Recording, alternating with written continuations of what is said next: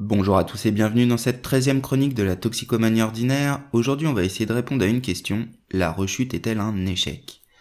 Alors, contrairement à ce qu'on pourrait penser, le phénomène est en fait assez compliqué à appréhender dans sa globalité parce que, comme je l'ai déjà dit dans mes chroniques, on est tous différents. Nos trajectoires, nos personnalités, nos habitudes de conso, bref, on a tous des mécanismes de rechute qui nous sont propres. Mais il existe quand même des schémas qu'on va retrouver chez quasiment tous les toxicomanes qui peuvent permettre de mieux comprendre pourquoi on peut reconsommer même après des années d'abstinence. Et c'est justement ce qu'on va essayer de voir dans cette chronique. Alors tout d'abord, je voudrais m'arrêter sur le mécanisme lui-même. Cette très forte envie de retaper, aussi appelée craving, je vous renvoie à ma chronique sur le sujet, est souvent de courte durée et peut intervenir soit quand on est replongé dans un environnement qui va pousser à la conso, une fête entre potes, l'accès à des produits, retourner dans un lieu qui a été associé à la drogue, une musique, parfois même une odeur, mais également dans des contextes de vie difficiles, décès, séparation, maladie, perte d'un taf, etc. Si on n'y prend pas garde, même après des années de sevrage, le risque de rechute reste important. Alors concrètement, qu'est-ce qui se passe dans notre tête ? Eh bien d'un point de vue neurobiologique, faut comprendre que notre cerveau va stocker en mémoire la sensation du plaisir qu'on ressent quand on prend des produits. Les drogues vont activer des circuits de neurones spécifiques, et plus on prend de psychotropes, plus les liaisons entre ces neurones vont se renforcer. Avec l'habitude, notre cerveau va finir par s'adapter, on va le façonner chimiquement pour créer ce qu'on appelle parfois la boucle de l'addiction. Le problème, c'est qu'une fois qu'on a créé ce circuit chimique, c'est extrêmement difficile de le défaire. C'est ce qui explique que même après des années de sevrage, en passant devant un lieu associé au plaisir, certaines zones du cerveau peuvent se réactiver et l'envie de consommer peut réapparaître.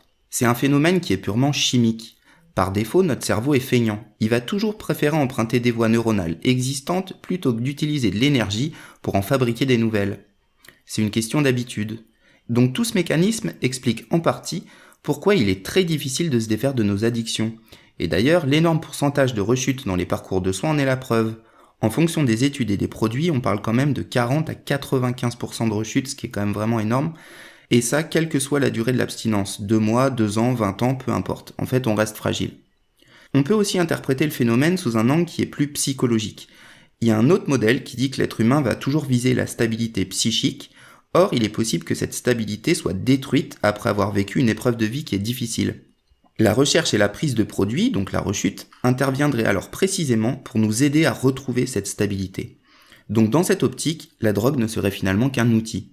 Mais dans tous les cas, quelle que soit l'interprétation qu'on donne au phénomène, le pourcentage important des rechutes dans les parcours de soins nous montre bien que c'est un enjeu majeur dans le traitement des addictions à long terme. On pourrait d'ailleurs se demander pourquoi les médicaments de substitution ne permettent pas de solutionner ça, alors qu'ils nous permettent pourtant de nous stabiliser pendant des années.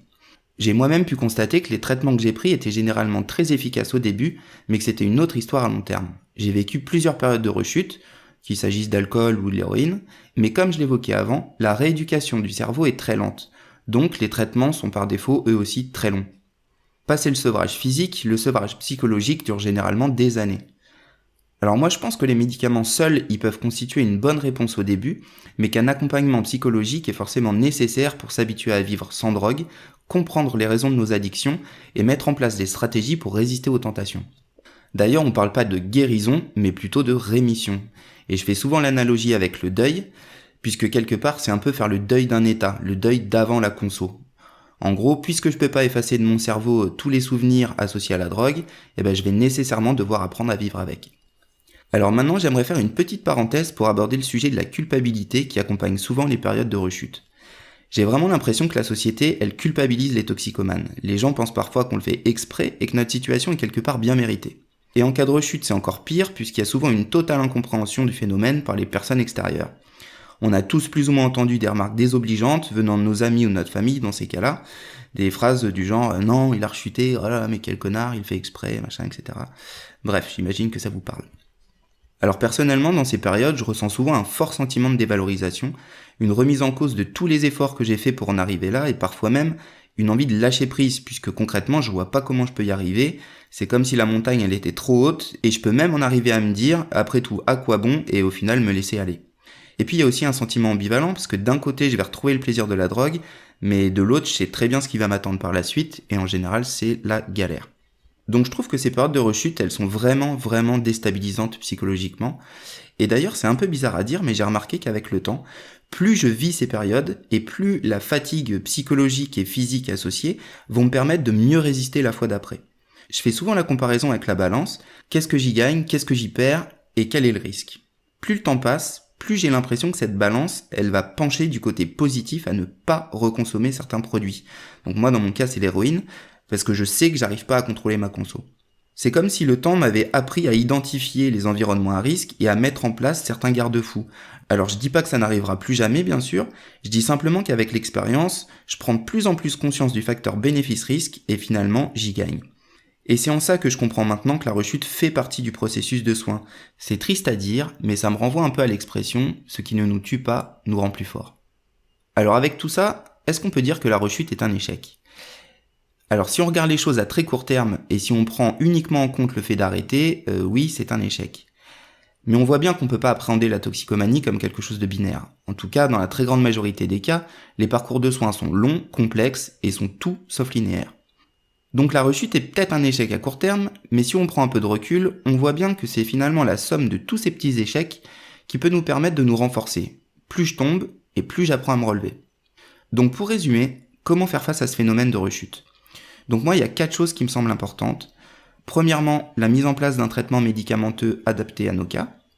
Ensuite, un suivi psy en parallèle pour comprendre les raisons de nos comportements addictifs, sachant qu'en général, les réponses, elles sont souvent dans notre passé, puisqu'on ne naît pas toxicomane, mais on le devient. Troisièmement, essayer d'identifier et de comprendre les mécanismes de rechute. Donc là, c'est ce que j'ai essayé de faire dans cette petite chronique. Et enfin, le plus dur, apprendre à combler le vide. Se séparer de tous ces petits rituels liés à la prise de prod, trouver des ressources pour changer nos habitudes sur le long terme et affronter les pièges qui nous sont tendus. Comme je l'ai dit, je pense que le temps joue notre faveur dans cette histoire. En général, plus ça passe et plus on va apprendre à vivre sans. Plus on va s'éloigner des environnements qui favorisent la conso et finalement, mieux on va se connaître. Donc voilà, je termine cette chronique sur cette petite note d'espoir puisque je pense que la rechute, c'est pas la fin. C'est juste le début de l'après. Rien n'est jamais perdu, comme on dit. Faut juste essayer de se donner les moyens de comprendre nos parcours et ensuite continuer la lutte. Alors avant de conclure, je voulais encore une fois vous remercier pour votre soutien.